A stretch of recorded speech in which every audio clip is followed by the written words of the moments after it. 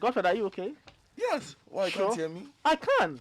You sound a little, No, it was the mask. I fixed it. Aha. Do I sound okay now? Yes. My gully. Oh. My gully gully. My gully gully. Charlie, what bonyomo? Charlie. Look, This is my favorite part of the song. My favorite part of the song is Midi Bebo. I don't know why I like that part so much. Yeah. So this was when Apiotis was the Don. Yeah, he's still a don. He's still a Don though, Yes. but this was when he was hot. So Charlie, for what happened? But Charlie, let's talk about something. You see how Lady Gaga performed yesterday? Yes. J-Lo performed yesterday. Yes. These people started years ago and they are still doing big time stuff. Now in Ghana, sometimes our creatives they come up and in a year or two they disappear. We've seen groups that have entertained us and created value in the space for some reason breaking up and all Yeah. that. So groups like Wuta were fantastic. They broke up and now they cannot see their left and their right. Prior made some of the best songs of that particular decade. And now things, Some way. yeah. Ofurian Ponsa and Baroski, Kofi and T. Sometimes they got KK Fosu in. Samini also did this bit. The collaborations and look. Well, I don't know. You know, like you said, platforms like those things, the inauguration and stuff. Well, in Ghana, we don't want to have extended ceremonies these days. But somehow, I get your point. Somehow, we need to find ways of reminding ourselves of these acts. But also, I think just enhancing the space. So whoever jumps into that space can live and thrive and still perform 10, 15, 20 years after they started. The question is still unanswered. What happened to Foreign Front page of the Daily. Well, if somebody can tell us, I'll be interested in The last time I saw that question, somebody's answer on social media was that he got a missed call. Because he said he was called by God. And the person said, no, that was a missed call. Big story on the front page of the Daily Graphic. Baby harvesting syndicate busted. They include 2 doctors, 4 nurses. Comes with a photo of Mr. Frank Edupoku, the EOCO boss. Election petition. Supreme Court outlines roadmap for trial. Local trial of COVID-19 vaccine critical, says Professor Dodu. COVID-19 fund mobilizes 57 million Ghana cedis. On the front page of the Ghanaian Times, there's the story that the whole world has been following. Joe Biden has been sworn in as the 46th president of the USA. Number 46. Yes, and sale of newborn babies. This is also a very big story in Ghana. It's troubling. Police crack syndicate. 2 doctors, 4 nurses, 5 others grabbed. There are 2 photos on for that story. Dr. Noah Kofi Latte and Dr. Hope Kofi Kwashi, both on the front page. President appoints Jubilee House staff, retains Frima Oseo Pare, Nana Bedietu Ahin, others. An ongoing 2020 election petition. Chachu urges Supreme Court not to sacrifice justice for expedition. Front page of the Daily Statesman. Judges set out issues for petition as Supreme Court orders Mahama to file witness statement today. 2 top doctors, nurses arrested over baby's sale, and according to the Chief of Staff, the acting Chief of Staff, I can say, government committed to human rights in COVID-19 fight. Now the Chronicle. Robbers loot GCB Bank bullion van, gun down innocent cop. This story Godfrey you read yesterday. The Chronicle is highlighting it today. NDC MPs want to obstruct government business. This is Apenyo Markin. Supreme Court to adhere strictly to 42-day timeline. And at the Fisheries Commission, in the fisheries industry, Afoli Fisheries Commission in cat and dog fights. Okay. Front page of the Daily Guide also runs with the baby harvesting syndicate that has been busted by EOCO and the Medical and Dental Council. So it's their big story. And then we talk about President names first appointees, Mahama versus Nana, 5 key issues to judges, and Biden also makes the front page of the Daily Guide. Now the business finder, boom for fruits, vegetable growers as demand from UK increases. Last week we were talking about the Brexit and its effect on vegetable exporters. Now we are being told that demand is increasing, but as to the barrier, we are yet to see whether we've made any gains going forward. Banks won't regret providing us support. Potato farmers are assuring banks and asking banks to give them funding. And COVID-19, 5 MMDAs equipped to build back better. Finally, for me, the front page of the new crusading guide. Well, one more actually. Nungwa Manche grows wild over encroachers of St. Orleans as the stool wins judgment. And then Songo Salt Project Bruhaha Libi Wono misleads public with lies. Give you details of that. And then from the front page of the BNFT, enforced protocols focus on revenue generation. This coming from Professor Corti. Says not further borrowing to burden debt stock. Fair Wages and Salaries Commission wants deeper discussions to stem growing splinter labor unions. If you go online, citynewsroom.com says Supreme Court outlines 5 issues for determination in election petition. Bruno NDC executive calls for expulsion of Koku Anidoho from party. NDC MPs undermining democracy by protecting Asin North MP. That's according to the MPP caucus. Supreme Court rebukes Dominic Aine for unruly behavior in court, and the Nurses and Midwives Association is saying that 4 of their members have died from COVID-19 in 2021. If you go to citybusinessnews.com, GNCCI calls for stimulus packages for local businesses involved in AFTA. The Ghana Hotels Association calls for more attention for local tourism amid COVID-19. Ministry of Aviation rejects decision by British Airways to move flights to London Gatwick Airport. Sign Real Estate Authority bill into law. Construction Chamber urges Nana Akufo-Addo. An implementation date for demanding IDs for Momo customers extended to April 1. If you go to GNA's homepage, it says Parliament stands down motion to suspend payment of university fees. Health officials, mothers arrested over child harvesting. Supreme Court cautions Chachu Ayine over certain gestures in court. NPP asks Speaker Bagbin to remain impartial as it maintains majority. And taking helm of a divided nation, U.S. President Biden calls for end to uncivil war. Major Online says Mahama files review of Supreme Court ruling on 12 interrogatories for EC. Baby selling, Yoko arrests at least 10 suspected persons. So Majoran also has a take on that. Supreme Court sets clear timelines for 2020 election petition case. Eugene Ahin says number of ministers to be appointed will not exceed 85. And if you go to the Inkekan DA school, it says Reigns, the second headmaster, calling shots at the school. So that's a disturbing story of a school that is being bothered by rains. On the BBC's homepage, they say Biden sets to work on reversing Trump policies. The new president starts dismantling his predecessor's legacy, signing a series of executive orders. And if you go to CNN's homepage, they say American renewal, and they have several angles of Joe Biden's inauguration. They say just hours into the job, Biden signed orders to rejoin the Paris Climate Accord, mandate masks in federal buildings, and rescind the Keystone Pipeline permit. So that's what's happening globally. Well, it looks like the big story is the baby harvesting story. So Yes, I'll start yes, from that one on the front page of the Daily Graphic. Baby harvesting syndicate busted. A joint operation by the Economic and Organized Crime Office and the Ghana Medical and Dental Council has led to the arrest of 11 people suspected to be involved in the harvesting of babies and human trafficking in some health facilities in the Greater Accra region. Those arrested comprise 2 medical doctors, 4 nurses, 2 mothers, 2 social welfare officers, and a traditional birth attendant. The operation also led to the rescue of 2 baby boys who are 4 months old and less than a month old, who were offered for sale at 30,000 Ghana cedis and 28,000 Ghana cedis each to undercover investigators. The 2 doctors are Dr. Hope Mensah Kwasi of the 37 Military Hospital, who also owns the Suzanne Clinic, a private health facility at Latabia Okoshi in Accra, and Dr. Noakufi Lati, a medical practitioner with the Obstetrician and Gynecology Department of the Greater Accra Regional Hospital Ridge, who also operates a private hospital known as the Dangbe Community Hospital in Pram Pram. The 4 suspected nurses are Sylvia Awuse, John Adore Efi, Angela Metepe, and Benis Afo, all of whom work with Dr. Kwashi at his private hospital. Briefing journalist, the executive director of IOCO, Commissioner of Police, Mr. Frank Edupoko, retired, said the operation started in February 2020 and was still ongoing as there were more accomplices who were being hunted for. He said the operation was based on a hint from a taxi driver who suspected that 2 women who had hired his services might have bought a baby from a health facility as a result of their conversation while they were in his vehicle.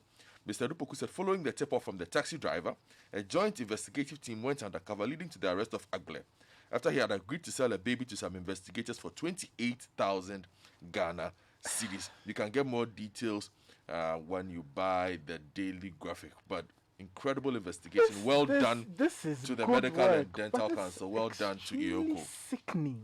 Yeah. Babies being sold for 30,000. It's been going on for a long time. Your baby is dead. Your baby is dead. Yeah, more And the challenge in baby is some gone cases. for 20,000, 30,000. Challenge. Anyway, let me give you another story on page 3 of the Ghanaian Times. So this is the crime page of the Yes, Ghanaian of the Times. yes. A policeman has been killed in a robbery attack. Now, robbers attacked a bullion van that he was on board at Nyankomasu in Adansi Asokwa in the Ashanti region in the early hours of Tuesday.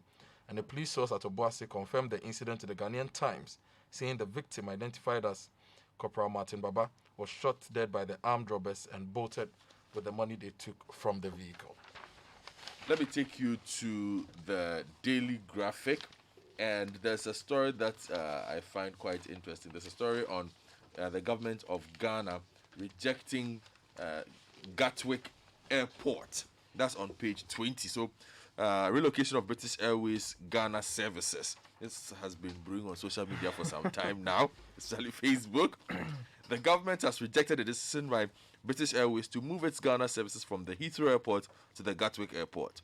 The airline's decision means that all London, Accra, London-bound BA flights will originate and terminate at the London Gatwick Airport. A statement issued by the Ministry of Aviation in Accra said they had received notification from the management of BA that the airline had taken a decision to operate its Ghana services from the Gatwick Airport instead of the Heathrow Airport. Quote, it means that all London, Accra, London-bound BA flights will originate and terminate at Gatwick instead of Heathrow.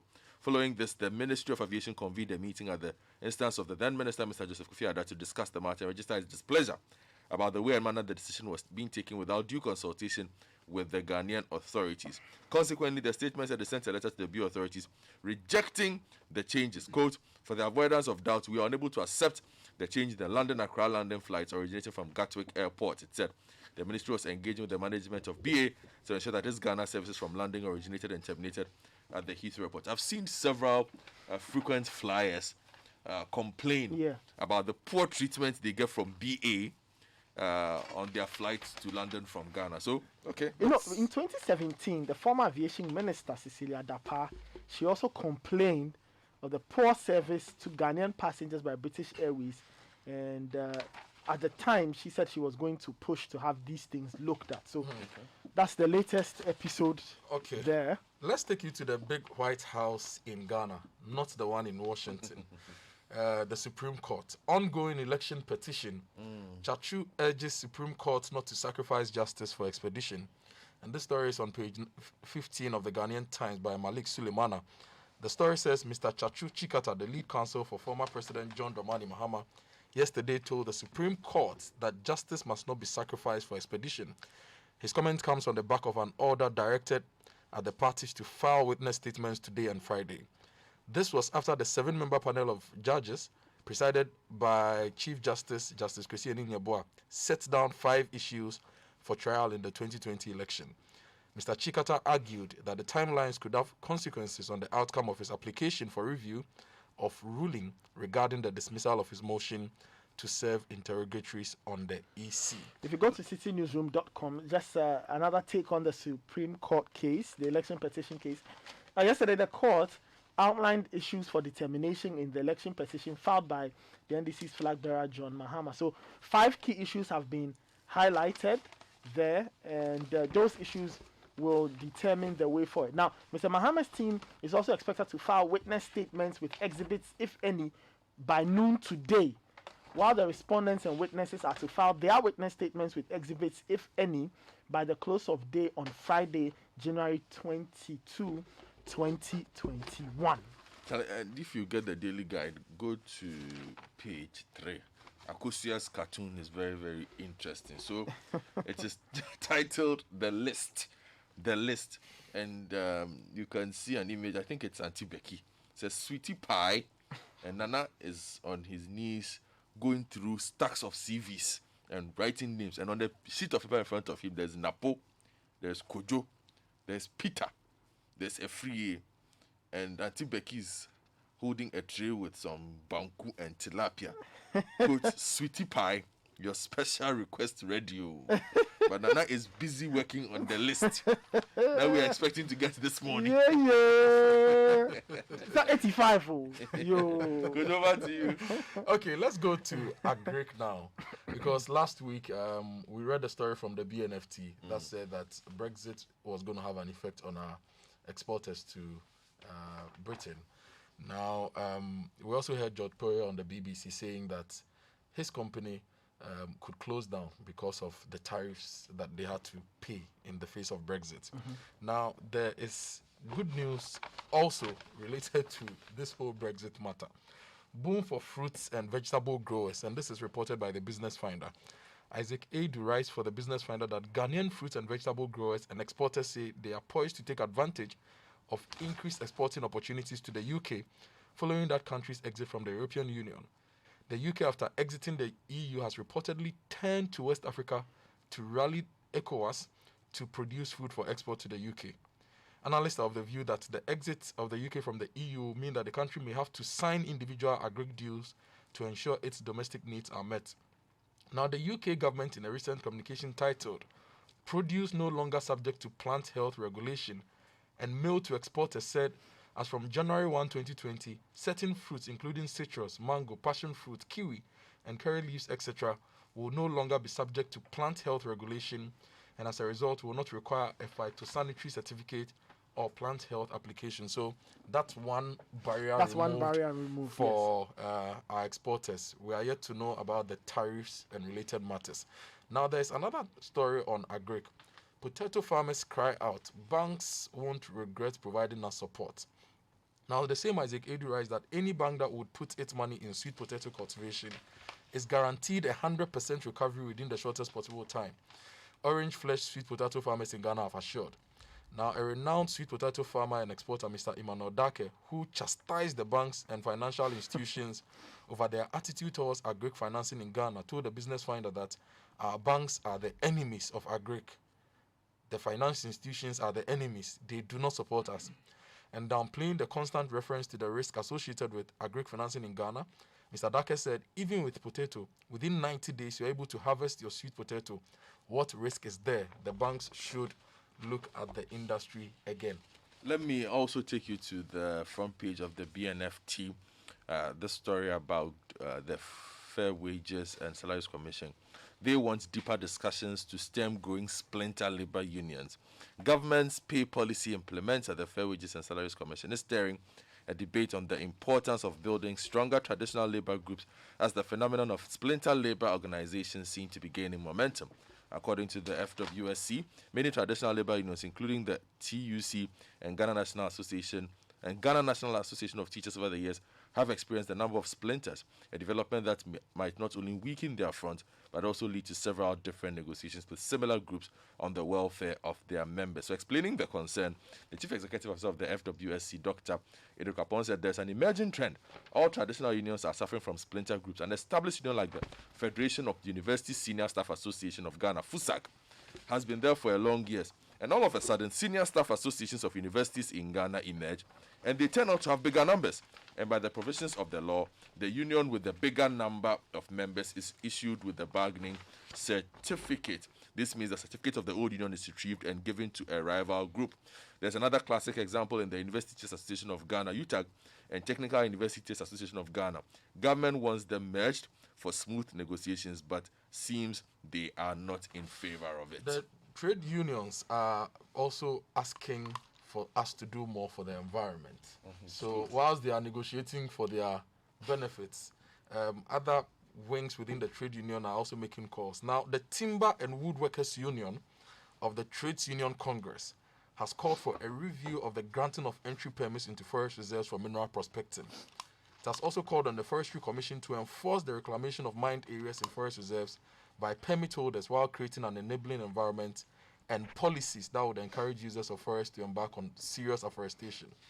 They are not happy with the way the government has handled giving permits for people to prospect for minerals in our reserves. And the TUC General Secretary, or Secretary General, he has called for increased collaboration to stem destruction of Ghana's forests and our environment. If you go to GNA, the Ghana News Agency's website, it says Parliament stands down motion to suspend payment of university fees. So the story reads, Parliament on Wednesday stood down a motion by Mr. Mahama Yariga, Member of Parliament for Boku Central, calling on the government of Ghana to suspend the payment of fees in public tertiary institutions this year. The House will later deliberate the motion after it has been provided with specifics in the demand. Now, our contributions from the NDC caucus supported the motion with arguments that the suspension of the fees is necessary due to the economic hardship imposed on parents by the COVID-19 pandemic. The MPP caucus held that it was unnecessary because there were already interventions to support students to cater for their fees. So that one is also there. Let me give you a quick story as we deal with COVID. So if you go to the Daily Graphic, quite a few stories on COVID. On page 13, local trial of COVID-19 vaccine critical. That's according to Professor Dodu. Now, that story says that a clinical pharmacologist, Professor Alex Dodu, has suggested that the country should conduct clinical trials for COVID-19 vaccines to help settle on a suitable one for the people. All vaccines, he said, might have side effects depending on various conditions in the geographical areas they might be used. Hence, they need to do clinical trials locally. But the more important one for me, if you ask, is on P23. Lack of safe water affecting effective academic work. A report by the Education Management Information System put together by a consortium of NGOs says that about 58% of basic schools, public and private, do not have access to safe drinking water, which is affecting effective teaching and learning. So, for instance, if you go to the St. John Senior High School at Funsi in the Upper West region, a student, Kalawia Zofatu, says that we don't have water in the school. We always have to trek to town to fetch water from people's homes so that we can use it to observe safe and personal hygiene properly. As schools have resumed, it means every day we have to fetch water from town. Sometimes when you fetch the water and return to class, you'll be very tired and you can't concentrate. And this seems to be happening around the country. Africa is expecting the Joe Biden administration to have favorable policies for the continent, but page 26 of the Times, former finance minister calls for homegrown policies. That is Setepe. Okay. And that will take us to international where Joe Biden... Well, Joe Biden has already started undoing some of Trump's key policies hours after being sworn in. He signed 15 executive orders, firstly to boost the federal response to the coronavirus crisis, and other orders reversed were Trump's admin stance on climate change and immigration. So Joe Biden quickly working, trying to get things going there. But the inauguration happened yesterday. Very interesting event with some very interesting personalities there. Thank you, Godfrey. Thank you very much, Kojo. That was the newspaper review. Up next is the Citi Business News. This is the Citi Breakfast Show.